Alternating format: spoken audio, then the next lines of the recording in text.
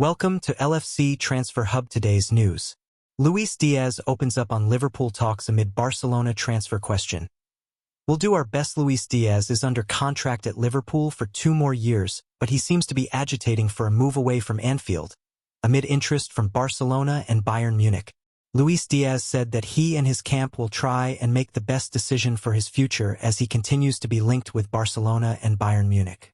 Diaz's future has been the subject of speculation for months, with Barcelona in the market for a left-sided forward to ease the attacking burden on the Lamine Yamal, Rafinha and Robert Lewandowski. It had looked as though Barcelona would sign Nico Williams from Barcelona, but for a second summer in a row, the Catalan club failed to get a deal over the line for the Spain international. Williams signed a new 10-year contract at Athletic Club last week, sending Barca back to the drawing board with its list of targets. Barcelona manager Hansi Flick and sporting director Deco spoke glowingly of Diaz toward the end of the 2024-25 season, while Marcus Rashford of Manchester United is also an option. Bayern is also interested in a new winger following the departure of Leroy Sane, who signed for Galatasaray as a free agent last month. It was reported by German outlet Bild on Monday that Diaz had assured Bayern that he is ready to join them this summer. Diaz is due back at Liverpool training today, Tuesday, July 8th, and ahead of his return to the club, he was asked by Colombian influencer La Liendra about his plans. "We're there, negotiating," Diaz said. "We'll see what can be achieved for us and for the club. We'll try to do our best and make the best decision. We're in the process of negotiations, talking with the club, with Liverpool, with everyone who's approaching us. But I'm very calm where I am, very happy. Trying to make the best decision now." Diaz is contracted to Liverpool until 2027, but he remains on the same terms that he signed upon joining the club from Porto in 2022, meaning that he is significantly underpaid relative to his importance to Arne Slot's squad. According to Capology, Diaz currently earns £55,000, $73,000 per week, which is far lower than his teammates of a similar standing. Cody Gakpo, Darwin Núñez, and Federico Chiesa are all reported to earn more than double the amount that Diaz takes home.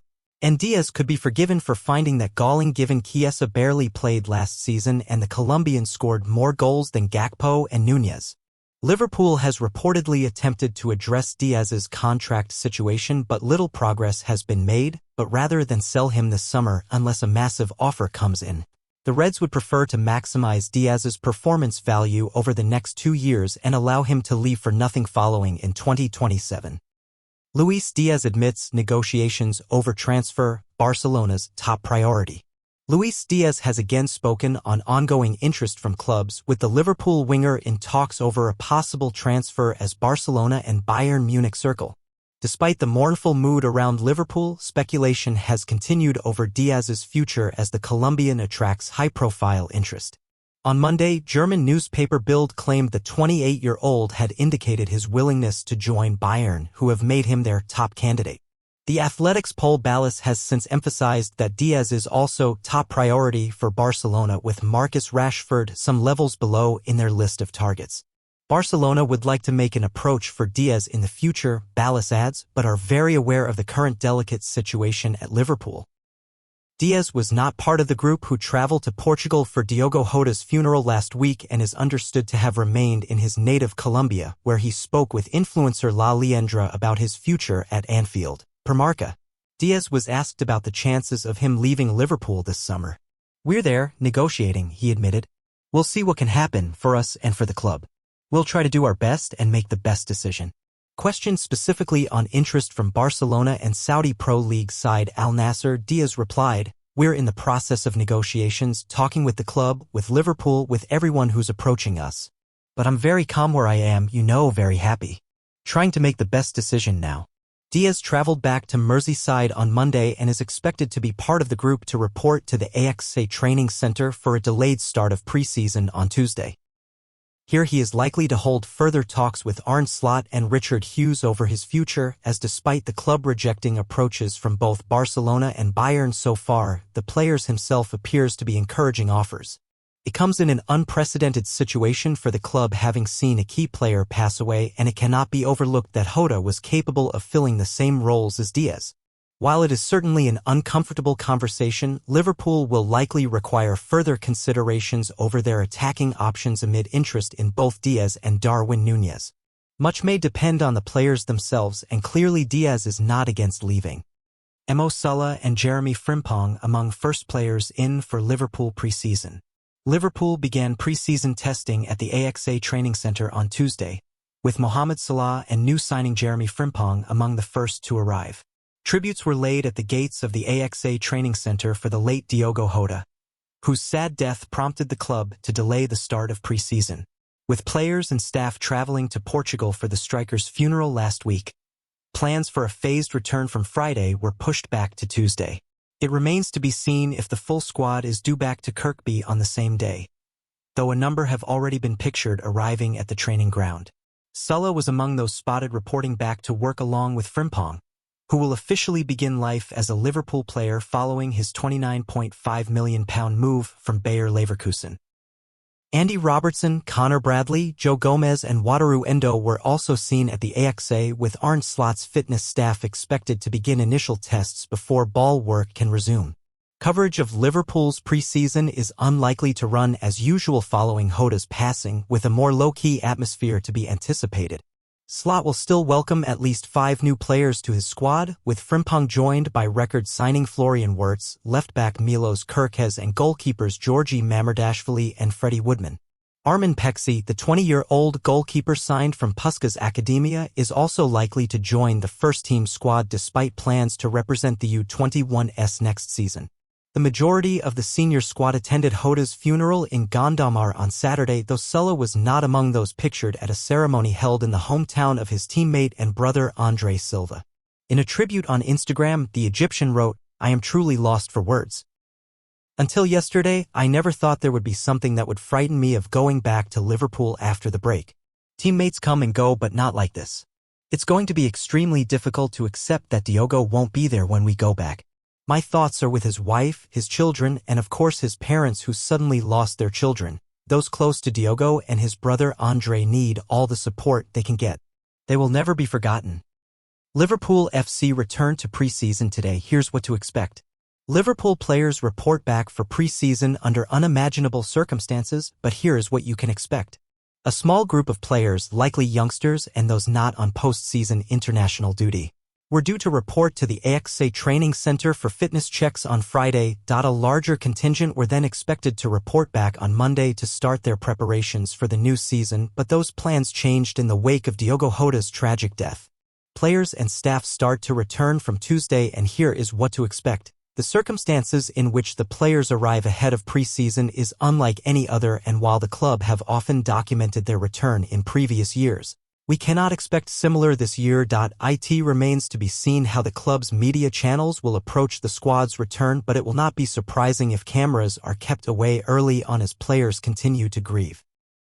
A staggered return of the squad is still likely, with players to arrive at different times over the next few days to stagger the initial fitness tests they will all undertake. Players will be put under the microscope early on with the 6-minute race test, 6MRT, which replaced the dreaded lactate test in Arne Slot's first summer in charge.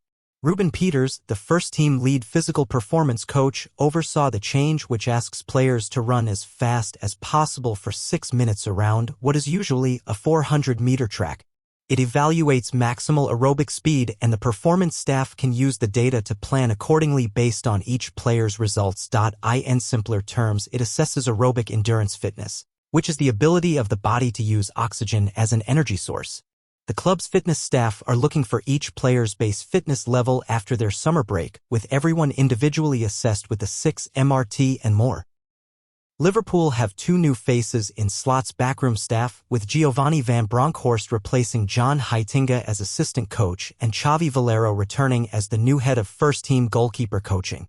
In the dressing room, it will be the first day for signings Florian Wirtz, Jeremy Frimpong, Milos Kerkez, Georgi Mamardashvili, Armin Peksi, and Freddie Woodman. In Mamardashvili's case, he could well be undertaking training despite never being officially unveiled, with that having been due to take place at the end of last week. Liverpool have 6 preseason games confirmed in 3 different countries, and are due to meet 2 English clubs plus 1 from Italy, Japan, and Spain.